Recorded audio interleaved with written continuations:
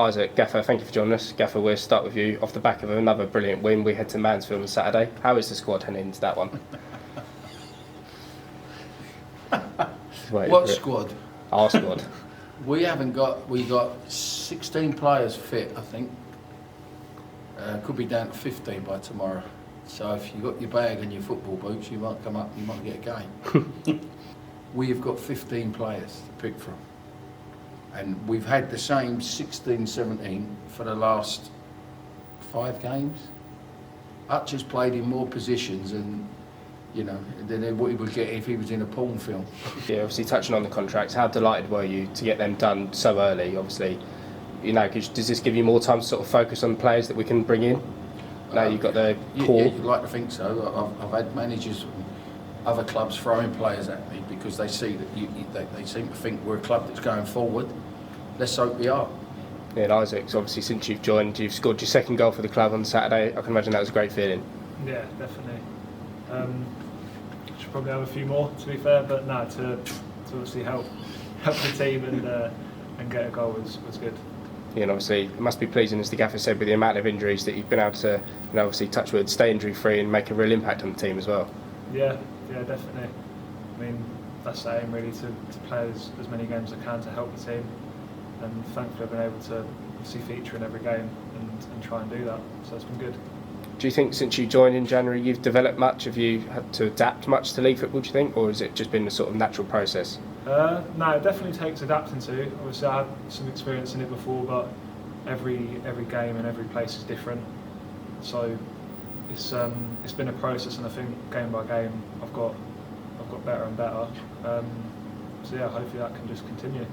Yeah, obviously the fans have taken very well to you, especially after you scored the second goal. Obviously, you were telling me just before you've had messages asking for people for you to stay. It must be a great feeling to know that you've sort of not been accepted by the fan base, but they see highly of you.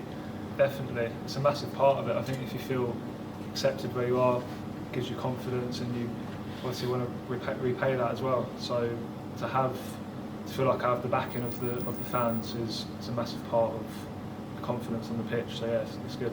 Yeah, obviously the backing of the fans and the backing of the gaffer as well. It must be pleasing to know that you've sort of, I always use the phrase earned his trust, but that's not the right phrase, but sort of he's repaying you by starting you, and obviously you've paid him back by getting that goal on Saturday. Yeah, no, to be fair, I mean, it's not something that I've felt before, to be fair, so here now, having that feeling of being trusted and feeling valued is something I haven't had, and something I want to carry on, do you know what I mean? So yeah, it's good.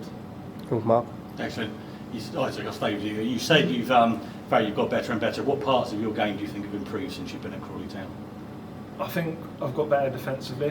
I think just physically and winning duels and stuff like that has definitely been an improvement, because obviously you have to do that at this level especially.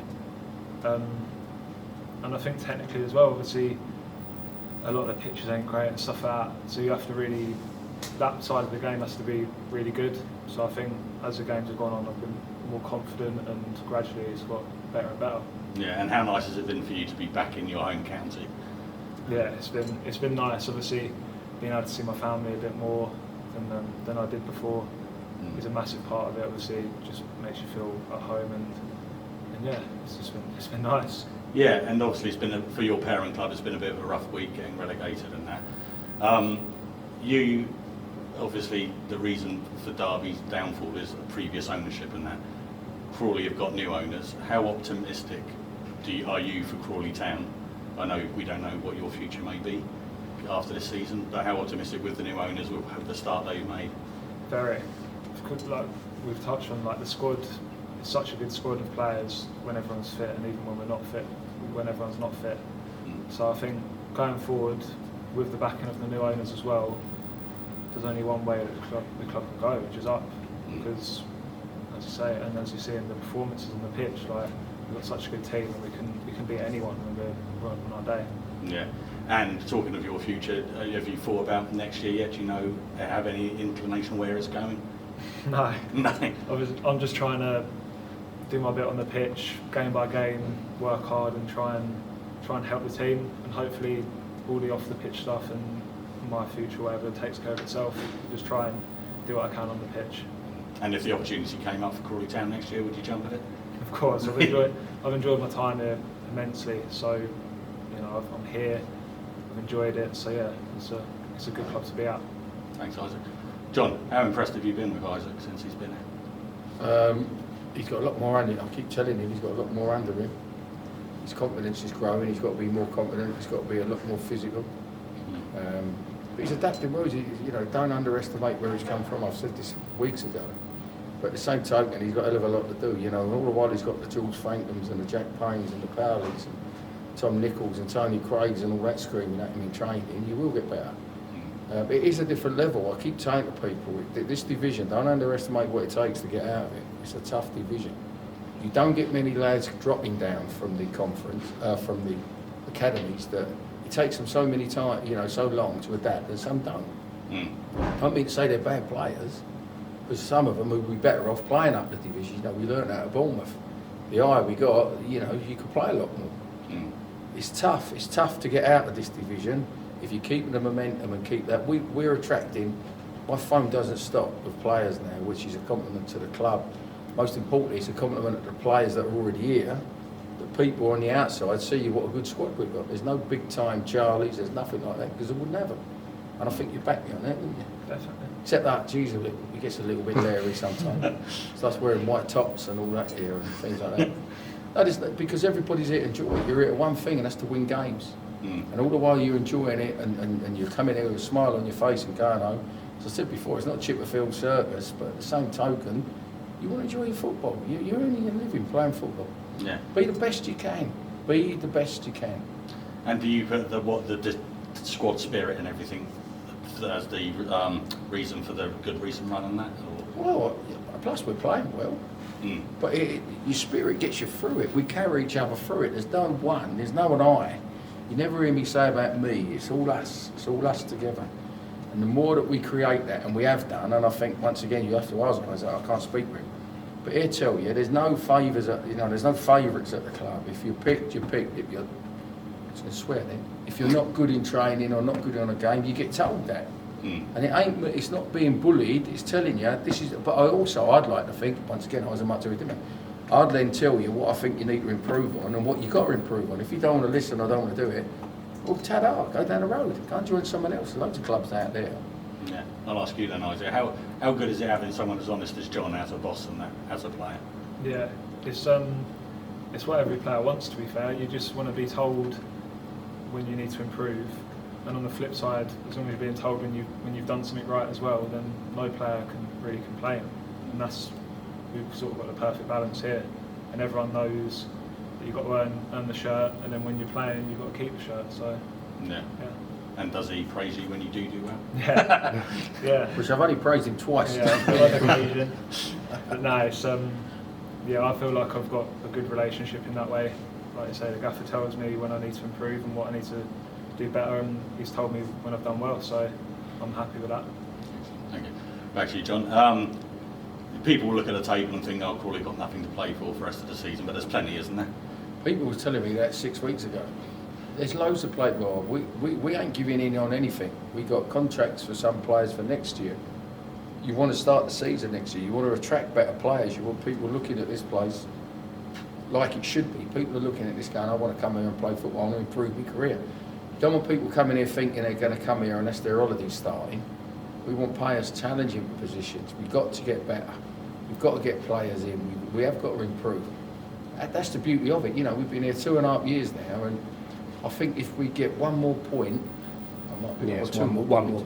We equalled last year. If you get 2 points more, I think that's the most the club have had since they've been in the Football League. Since we were relegated from League One, yeah. So all them little things, the boys tell me I haven't got a Scooby, but who knows? Who knows what's around the corner in this game? You know, I keep saying the light at the end of the tunnel. Well, let's just hope you ain't a train coming, because as soon as you start thinking that you've got things organised, you know what? You fall straight on your derriere, and you've got to get up and go again. And that's what we do. We don't rest on your laurels. As soon as you start thinking you cracked it, and it's all about you, it's all about egos. We try not to have egos here. That's the thing I can't stand. As soon as people start thinking that they've arrived, well, you know what? I'll drop you up at Crawley station, go and arrive somewhere else, because I don't have it. Yeah. And with the new owners and that, how are the conversations going with them about possible transfer business and that? I refuse to comment on that. Fair enough. I'll take the Fifth Amendment. No, listen, we have meetings. Let's just say it's going in the right direction. We've got to. It's a bit different with them being overseas because there's things here like this morning. I've had 3 or 4 players pop to me where you need to make decisions within a couple of days on, like Isaac, to be honest. When we was trying to get him in, it's no good phoning him up saying, look, can you get back to me after I've spoke to this and spoke to someone else to nick him. So you've got to be proactive all the time on your feet, and it's difficult sometimes because of the time differences. But we got a meeting today at 4 o'clock, I think, on a Zoom thing. You know, they're all getting out of bed, they're eating their cornflakes, and there's us nodding off, ready to get home. Yeah. And that's the way it is, you know. But listen, they're good people. You know, they're good people. I think it could be good for the club if we let things go and they concentrate on what they got to do, and let us concentrate on what we got to do. And I'm sure that it'll be a good football club. Yeah. And I am going to quickly mention Mansfield because you're playing them Saturday. You said Nigel Clough's one of the best managers in the league, you think? Yeah. Do you think they deserve to go up this year? They wouldn't be there if they didn't. Whoever goes up deserves to go up. You know, whether it's them, whether it's Tranmere. There's some good people up there. You know, the job Jerry Barton's done and that at Bristol Rovers. We went there first game, whenever we went there, should have beat them. Played here and the most improved side. And, you know, the things that Joe's gone through to get them up, it shows you the character. Nigel's the same, you know. To have one of the most famous fathers in football, one of the best managers ever of all time, you know, and he doesn't have to come from Sardinia or Greece or wherever it was, you know. He earned his trade, he's come through the time. Nigel's done the same, you know. He hasn't suddenly give nothing to him, he's worked hard and he's got them working hard like he does. You know, even you mentioned him, Nigel, you know, a lot of people that know him, and he's a football man, and they're very, very rare lately, football people. Everybody seems to be, you know, talking about, you know, what we keep the ball 65% of the time and you lose it 35% of the time, and we've had 78 passes, you've had 10, but how comes you've won 6-0? Well, rocket science, 10 of our passes went in a goal. Yeah. You know, and you should get the game like that. It's like Saturday with Flinney and that was here. We're laughing and joking. For 90 minutes, you hate each other. You want to win. That's what it's all about. After that, have a drink, get home, and get on to the next one. Yeah. The lads will tell you that. You know, sometimes it gets a little bit too serious, this game. You take yourself too serious. It's a game of football that we're involved with, that 99% of people that I know would give their right, let's say something else, their right arm to be involved with. Yeah. So let's enjoy it. Yeah. And just quickly about Mansfield, you said earlier they've got good setup there. What is it about the club that impresses you? Not a lot really, it's just the people. Yeah. People make the clubs. It's like the people at Crawley, the fans make this club. You know, the players and everything else, we add to it because you want to be moulded in the same way as what people are. The fans and the club will be here long after we've all gone, don't matter what club it is. But the actual custodians at the minute, I like to think we're doing the best for what we can do with the club. We're pushing it as hopefully the right way. Mansfield have been through their times, you know. When Nigel's been where he's been, some clubs might have panicked and got rid of him at the beginning or whatever he was. He's stuck for it because he's experienced enough. He's got to play in good football.